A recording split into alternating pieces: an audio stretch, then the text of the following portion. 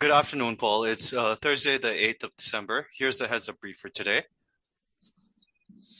Great, thanks. Go ahead, Uday. Excuse the noise. I'm just taking my niece out to Suvarnabhumi Airport to go back to Australia, ending her monumental 5 weeks in Thailand with us. Lovely time. Go ahead. I hope she enjoyed it, Paul. Well, Paul, in Indonesia, the Jamaah Ansar Daulah was behind yesterday's suicide bombing in Bandung that killed one person and injured nine people. This is connected to the JAD's West Java cell, so there'll likely be more raids across the province in the coming days. Now, I know that you said yesterday, well before it was known, that that was the group. How was that validated? Was it the police made a statement, or did a group act, or did they actually claim responsibility?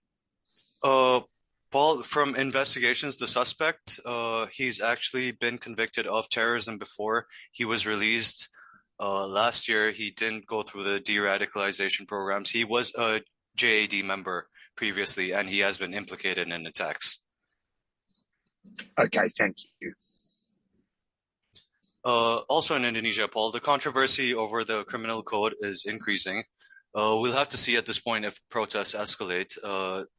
There are going to be protests tomorrow and the day after in Jakarta. Look, it's interesting because, of course, a year or two ago, this specific code created a lot of unrest. It's going to be interesting to see how the government acts in response to the unrest, and also if there's any unification in terms of the unrest. So, thank you.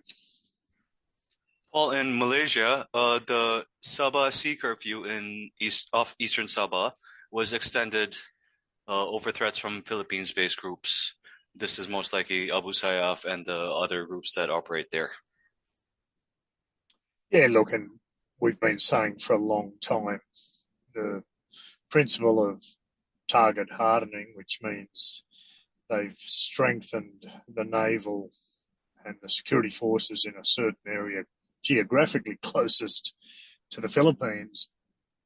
That means that the principle of deflection comes in, which means Abu Sayyaf and the other groups will basically get bigger engines and pick different targets. So if you have a piecemeal approach to security, you just move the problem. You don't solve the problem, and it's a typical one-dimensional response that we see all the time in Southeast Asia.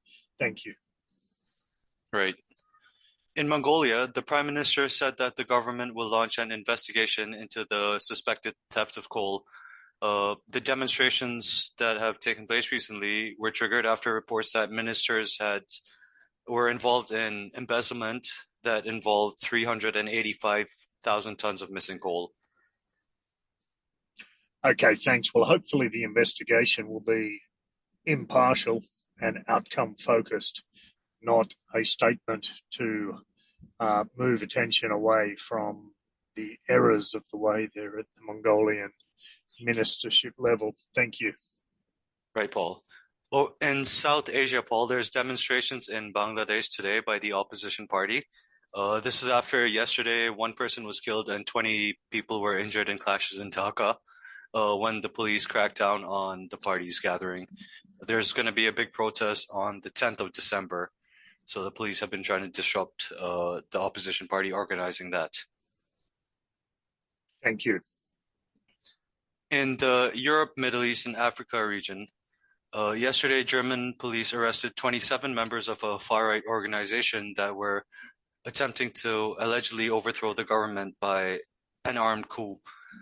This included ex-security forces. The group is apparently pro-Russia and wanted Russia to intervene in Germany. They do have some far-right conspiracies. They believe that there is a deep state involved in Germany. Yeah, incredible.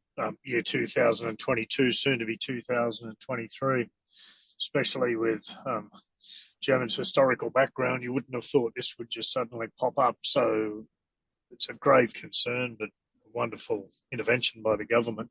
Thank you. Hey, Paul, that's the brief for today. Anything else from you? No, thanks. We'll chat on another matter after the recording ends. Thank you. All right. Thanks.